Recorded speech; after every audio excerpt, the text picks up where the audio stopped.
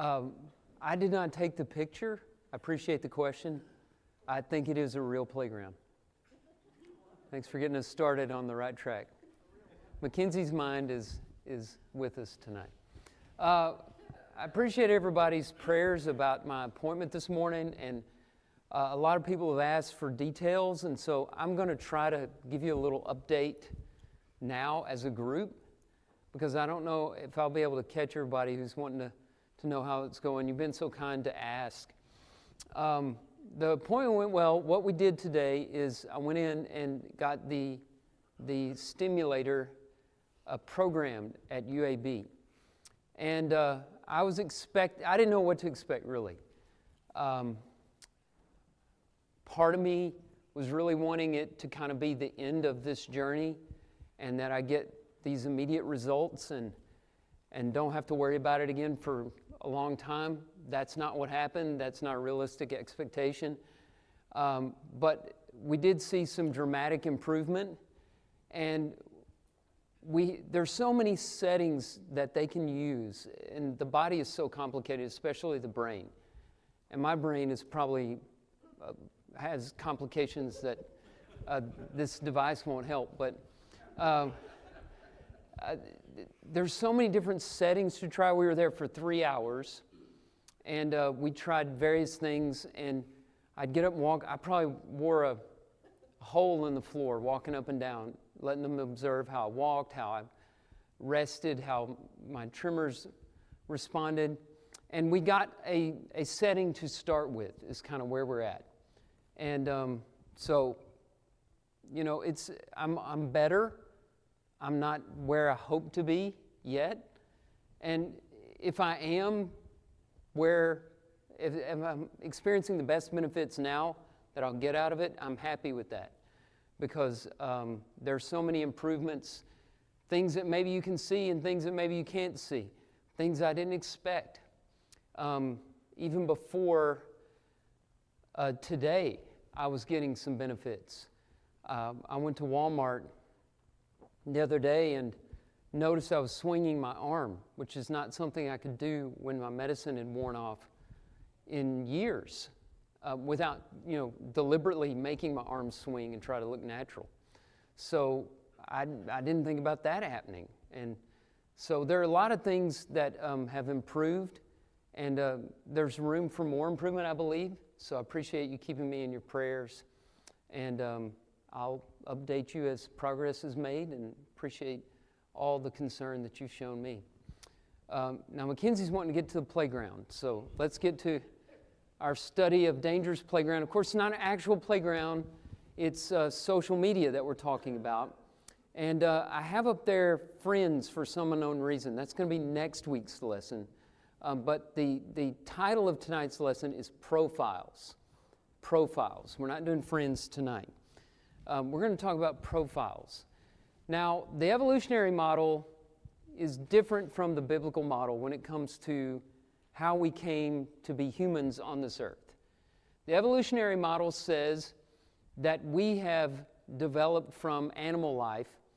Therefore, we're just animals with larger frontal cortexes. We're not beings with souls. Now, the biblical model is very different from that, as you know, and it says that we were created in the image of God. And being image bearers, more is expected of us, including subduing the earth and ruling over it under His care and provision. And so we're different from the animals. And one of the things that is included in being made in the image of God is self-awareness. And being self-aware, we present ourselves, many times we try to present ourselves to the world with a persona that's not quite representative of the true self. And that's why we have warnings in the Bible, such as Romans chapter 12, verse 3. Now listen to this. By the grace given to me, Paul says, I say to everyone among you not to think of himself more highly than he ought to think, but to think with sober judgment, each according to the measure of faith that God has assigned. This, of course, has to do with not being arrogant or full of pride.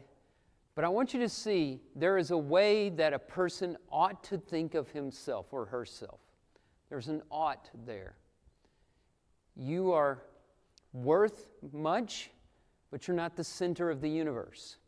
Now, the application Paul uses is, don't think more highly than that baseline of where you ought to think with sober judgment. But I think the implication is you shouldn't think more lowly of yourself either. And when we present ourselves to the world, we should keep this in mind. We should keep sober judgment in mind.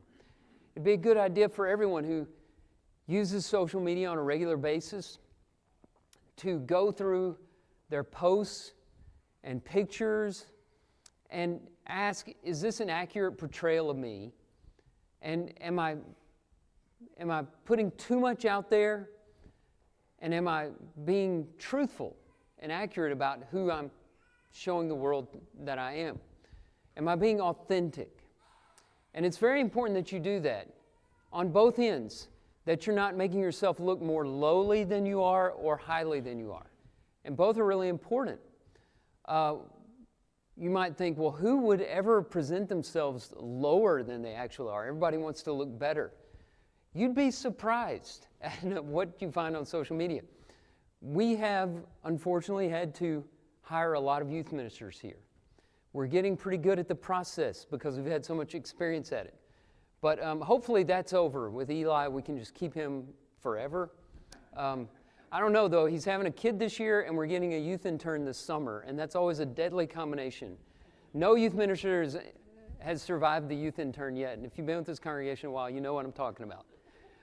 I talked to Eli about this problem that we have here, and he assures me this is not his year he's leaving. He's going to break the mold and survive the youth intern. So we'll see. It hasn't happened yet, but we'll see. But I bring that up because whenever young men apply for the youth minister job, I always go to their social media accounts. Every one of them have had a Facebook account or an Instagram account. And I remember one case where a young man had applied and his resume looked pretty good enough for us to look into him a little bit. Went on his Facebook page, and I won't tell you what I saw in this picture, but it was not the best representation of this guy. It told me he has some problems. He has a lack of judgment, to say the least. And he thought the picture was funny, I'm sure, but it got him taken out of the hat, so to speak, for a youth minister here, and probably at other places too. Young people need to realize, and older people too, that future employers,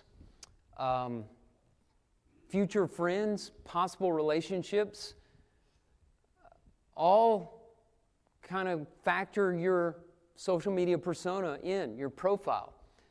People will check you out. I've heard people say, well, I looked into that person. Hey, have you heard of so-and-so? I did a deep dive on him the other day. And what does that mean? They're looking at their social media accounts.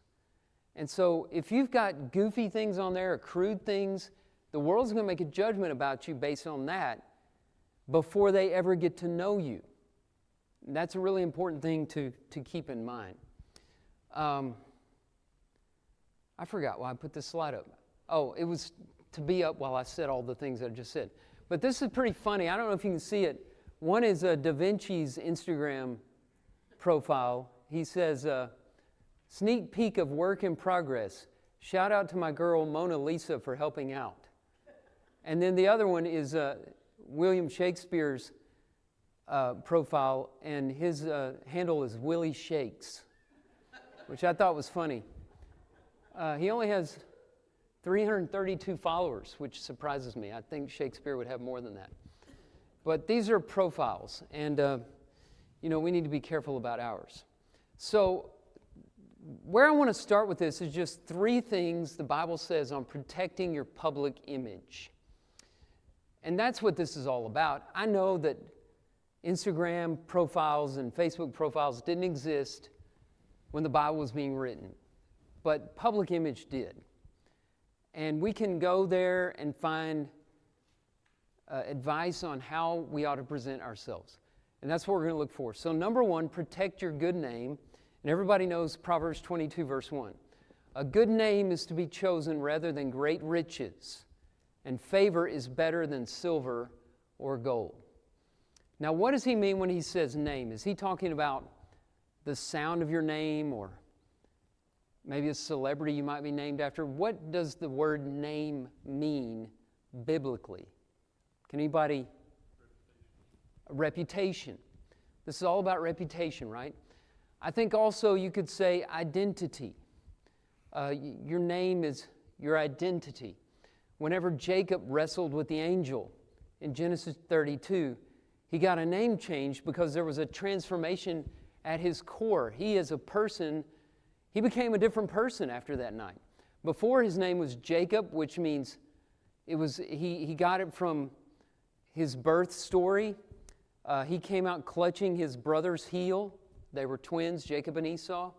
And to take by the heel is a Hebrew idiom for tripping somebody up or tricking them or deceiving them. So Jacob also means deceiver. And he was a deceiver. Most famously, he deceived his father into giving him the birthright or the blessing. He deceived his brother into giving him the birthright, trading it for a bowl of stew. He was a deceiver, a cheater. But he wrestled this angel and he got a new name, Israel, which means strives with God. And he became a great nation from that. And so that name Israel also has to do with the nation that came from him.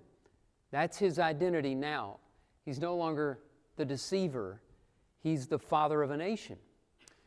So names biblically have to do with identity and reputation. And some people have good names, they start out with good names and they make them bad. I think Jezebel has a nice ring to it, right? If you just take it out of context, you listen to the sound of the name, it could be a pretty name for a girl. But nobody would dare name their daughter Jezebel. Probably these days somebody would go for it, but nobody in their right mind who has respect for Scripture would name their daughter Jezebel, because Jezebel, the woman, the historical figure, she ruined the name. She ruined her reputation. And her name means something. If you're walking down the street and you're a woman and somebody says, Jezebel, you're not going to like that. You're going to automatically take that as an insult. On the other hand, Caleb made his name great. He took a trash name and he made it something worthy of praise. The name Caleb means dog. And he was probably named that as a child because he had been rejected somehow. Maybe he didn't have a father at home. Maybe he came from a Gentile bloodline, some say. We don't know. We just know that dogs in those days weren't the cute little dogs we have today. They were wild, and they were not used as pets. And even today, you wouldn't like to be called a dog. But back then, to name your child a dog, well, that was just a terrible insult. He started out with that name, but today, people are proud to call their sons Caleb. Because what's that name associated with today? Courage, loyalty to God, the willingness to stand up in the minority against popular opinion and do what is right. That's what Caleb means today. If I hadn't told you, and you hadn't heard me say it before, which I use this illustration a lot, so you have, but if I hadn't told you, you wouldn't think Caleb meant dog. So the name is your reputation. Now remember, the point we're making is this, that we should protect our good name. Somebody worked really hard for your name. Your parents, maybe, your grandparents. So wear it proudly, but make it even better. And maybe you didn't inherit a good name, so you can start making it great today. Develop a good reputation and protect that. More illustrations of this. This is the third commandment, I believe. Exodus chapter 20, verse 7, you shall not take the name of the Lord your God in vain, for the Lord will not hold him guiltless who takes his name in vain. As you can see on the screen, the verb take literally means to lift up or carry or bear. This isn't just about cussing or saying God's name as a byword. We use it that way a lot, and that applies, but it's so much more than that. It's about bearing the name of God, carrying it wherever you go. Israel did that. They were God's nation, God's chosen people. And when they behaved out of line with God's nature, it marred that name. And I can't think of anything worse than making God look less in the eyes of the world. We should be doing the opposite. We should be magnifying His name, helping people see how great He truly is by the way that we live. Turn over to Exodus 28. There's more on bearing the name there in Exodus 28. This is about Aaron and the ephod that he was to wear and the high priest after him. And the high priest was a representative of God, right? So look what it says. They shall bind the breastpiece by its rings to the rings of the ephod with a lace of blue, so that it may lie on the skillfully woven band of the ephod, so that the breastplate shall not come loose from the ephod. So Aaron shall bear the names of the sons of Israel in the breastpiece of judgment on his heart when he goes into the holy place, to bring them to regular remembrance before the Lord.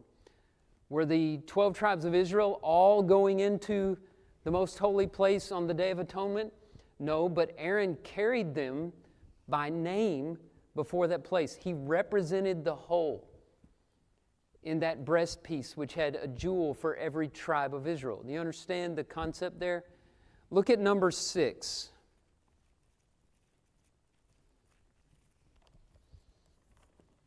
Numbers 6, 22 and following.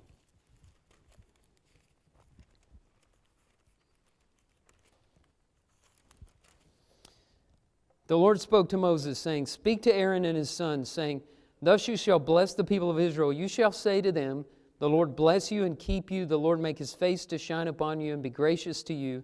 The Lord lift up His countenance upon you and give you peace. So they shall put my name upon the people of Israel, and I will bless them. They were not to take that name in vain. They were not to carry the name of the Lord or lift up the name of the Lord or bear the name of the Lord in an empty, vain, worthless way. To cheapen it, they were to make it great. They were to magnify that name. We have a name also, and we're to magnify that name. Over in the New Testament, we carry the Lord's name according to Peter, and he puts it a little differently. 1 Peter chapter 2, verse 12, Keep your conduct among the Gentiles honorable, so that when they speak against you as evildoers, they may see your good deeds and glorify God on the day of visitation. As Christians, yes, you have a name, Drew, Larry, Bob. We have those names. And we're to represent our families and ourselves in a way. But more than that, we wear the name Christian. And we should live in such a way that people glorify God. When they try to accuse us, speak against us as evildoers, we don't have to argue with them. The way we live will vindicate our God. And they'll know because our conduct is honorable. And that's how we should present ourselves. So protect your good name, not just your family name, not just your personal name, but also protect the name of Christ. Because as a Christian, you wear it. Now here's the second thing on protecting your public image. Don't weary the world. Don't weary the world. There's a humorous proverb here. I guess it would be funny if it wasn't so true. But listen to the wisdom here in Proverbs 25, verses 16 through 17. If you have found honey, eat only enough for you, lest you have your fill of it and vomit it. Now, it may not be honey for you, it may be chocolate pie or ice cream, but you get what he's saying, right? You know what he's saying. Too much of a good thing makes you sick. Now, here's the analogy in the next verse. Let your foot be seldom in your neighbor's house, lest he have his fill of you and hate you. You know what he's saying? Don't smother people. Give people space. Here's how we often say it. Don't wear out your welcome. That's good advice, right? Now, how do we wear out our welcome on social media? Is that possible? You might say, if they don't want to look at my profile, they can unfriend me, they can block me, or they can just go on past. But a lot of people, well, first of all, people shouldn't have to do that. You should be using social media responsibly enough to where people don't have to block you to get you out of their face. But some people just want to post these inane, banal details about their lives. Need coffee. We don't need to know that. I don't want to step on any toes with my examples. Good morning, and the timestamp is 5 a.m. I don't care that you got up early. Good for you, but I don't need the report. Do I want to see pictures of your kids doing things and achieving things? Do I want to see how you're doing well in your life? Yes. But I don't need to know that you need coffee or, these sad things. I can't take credit for this, but I read this phrase one time in an article on social media. The Chinese water torture drip of Facebook status messages. And I love that because sometimes it's just one after another, after another, after another. And what you're doing on a virtual level is violating the wisdom of Proverbs 25. You're wearing out your welcome. You're giving too much of a good thing. You're giving us too much of your life. It's your life. You live your life and I'll live mine. Now, of course, if that were absolute, then the message would be get off social media altogether. And maybe that's the best thing, but what we're talking about here is just wearing people out. People are interested in you, which is why they connected with you online. So yeah, they want to see the good things about your life, and if they don't, they shouldn't have friended you. But use judgment in that. We're supposed to be about one another.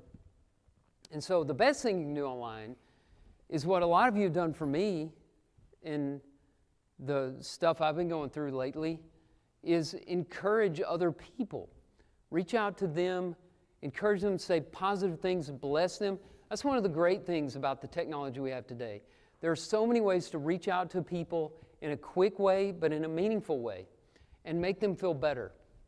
And so we need to do that. That should be our concern, not about pumping ourselves up. Here's a few passages. Everyone who exalts himself will be humbled, and he who humbles himself will be exalted. Luke chapter 14, verse 11. What about this? Outdo one another in showing honor. You can be competitive in your relationships, but here's the competition. I can honor you more than you can honor me. Try and outdo each other in encouragement. What if we did that? And a lot of you do that. Not in a competitive way to try to win a game, but that you're more interested in other people than in pumping yourself up. Love does not envy or boast. Part of the great definition of love in 1 Corinthians 13, verse 5. And then how about this one? Submit to one another out of reverence for Christ. This has been misused in so many ways.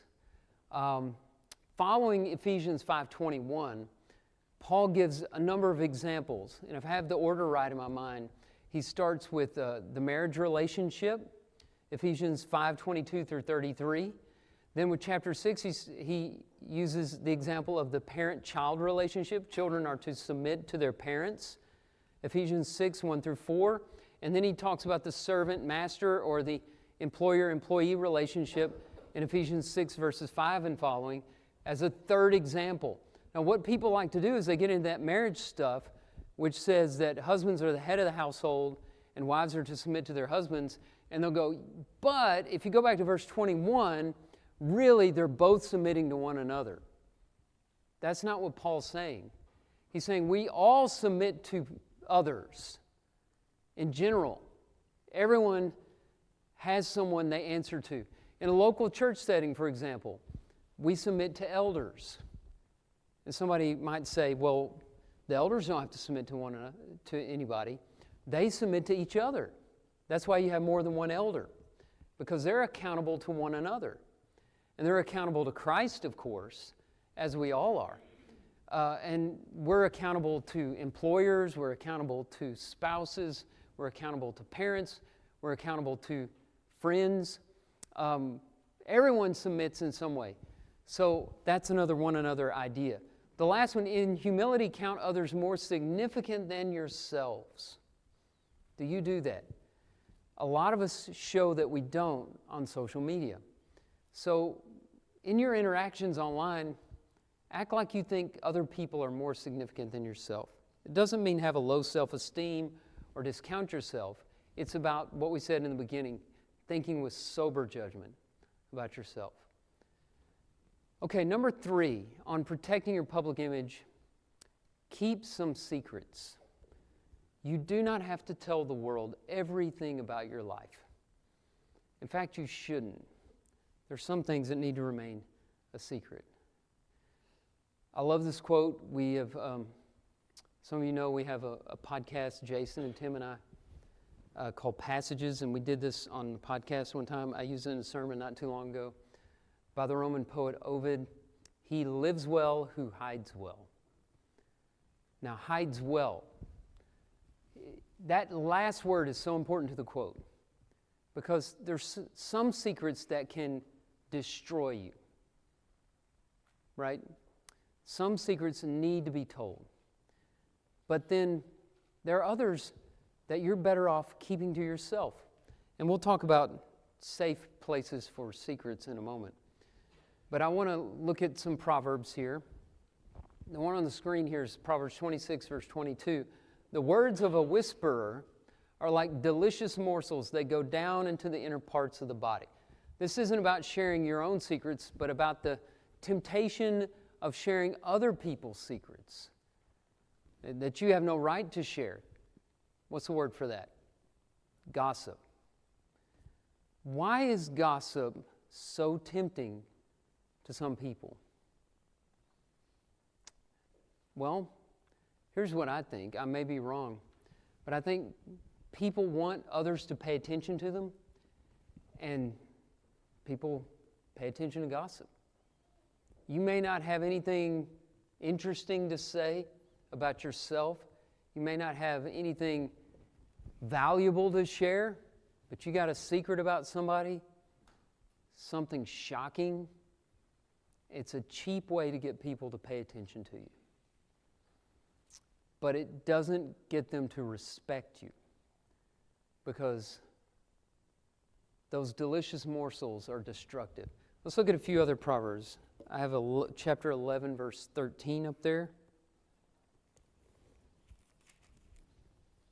Whoever goes about slandering reveals secrets, but he who is trustworthy in spirit keeps a thing covered. Do you want to be the slanderer, or do you want to be the one who's trustworthy? That's an easy question to answer. Chapter 20, verse 19. Whoever goes about slandering reveals secrets. Therefore, do not associate with a simple babbler. Do you think the wise man has much respect for a gossip? Not much at all. Chapter 25, verse 9. Argue your case with your neighbor himself, and do not reveal another's secret, lest he who hears you bring shame upon you, and your ill repute have no end. Where do we start? Keep your name good. How do you get a bad reputation? Gossip. So don't tell everything about yourself, and certainly don't tell your neighbor's secrets.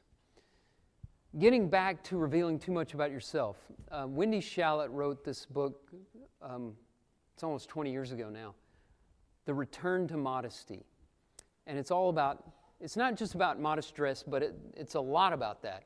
But also modesty in general, like this is what we're talking about here, with not sharing too much about yourself.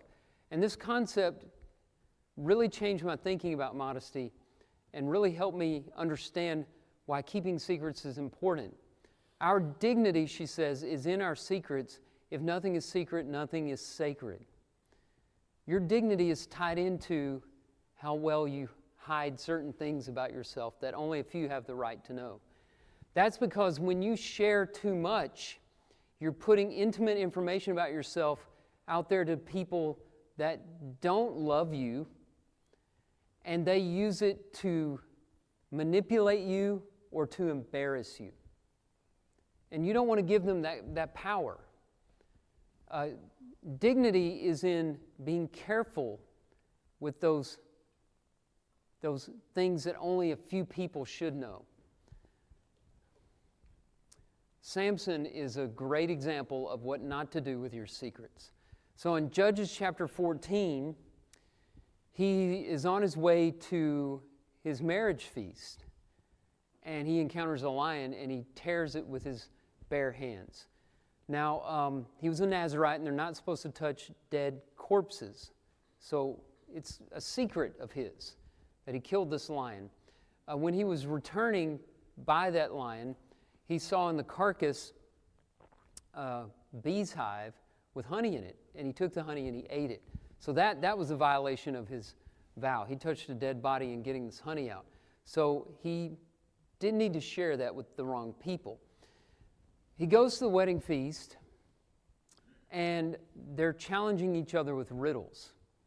And they make a bet, which is another mistake that he made, but that's a different lesson, gambling. But he makes a bet that nobody can answer his riddle. If they answer his riddle, they get 30 changes of clothes. If they don't, he gets 30 changes of clothes. And the riddle was something like, out of the eater came something to eat, out of the, oh, help me out with this, out of the something came something sweet. Out of the strong came something sweet. I knew it started with an S. Out of the eater came something to eat, out of the strong came something sweet. It's this lion. And of course, nobody at the party could figure this out. They had no idea what this was about. And they put his wife up to getting the secret from him. And so he told his wife the secret. She told it to his friends. And he got enraged. He went and killed 30 people to get the clothes to pay the bet.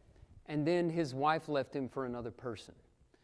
He ruined his reputation. He was a person of ill repute. In chapter 16, the chapter where we read about his death, we have Delilah. We talked about this Sunday, so I won't go into a whole lot of detail on it again. But you know the story of Samson and Delilah. The Philistines bribed her to give away his secret, the secret of his strength, which was in his hair, the length of his hair. And she kept after him and pestered him until he told her his secret. She exchanged it for 1,100 pieces of silver, and they were able to cut his hair and capture him, and the rest is history. All because he didn't keep certain things secret. You see how his dignity was lost. That can happen to us as well. Here's a definition of intimacy: a state of being in which you are known and loved. Now, both of those are important. If you're just known but not loved, well, that's not an intimate relationship. And there are some people who might love you, but they don't really know who you are. And so that's not an intimate relationship. An intimate relationship is somebody who knows you and loves you anyway. That'd be a better way to define it. Because they know your flaws, they know your ordinariness, they know the dull parts about you, they also know the great things about you. And despite all that, they still love you. Those are the people that you can be intimate with. And if they don't know and love you, then you probably shouldn't share everything with them. The less you know someone, the less you have a right to know. The less they have a right to know about you. The less you know someone, the less they have a right to know about you. That's a pretty good rule to follow on social media. So really quickly, let's go over some safe spaces for intimacy. First of all, God. Nobody knows you the way God knows you. He knows you better than you know yourself. He says in Jeremiah 23:24, do I not fill heaven and earth? Hebrews 4:13, there's no creature hidden from his sight, but all things are open and laid bare to the eyes of him to whom we must give account. And so God knows everything about everybody. He already knows you, and He loves you anyway. So in your prayers, confess your sins, express the grievances of your heart, talk about your struggles, express your frustrations, your anger. You can tell Him anything. And all of this is because of Christ, who reconciled us to God. So first and foremost, God. You can always trust Him.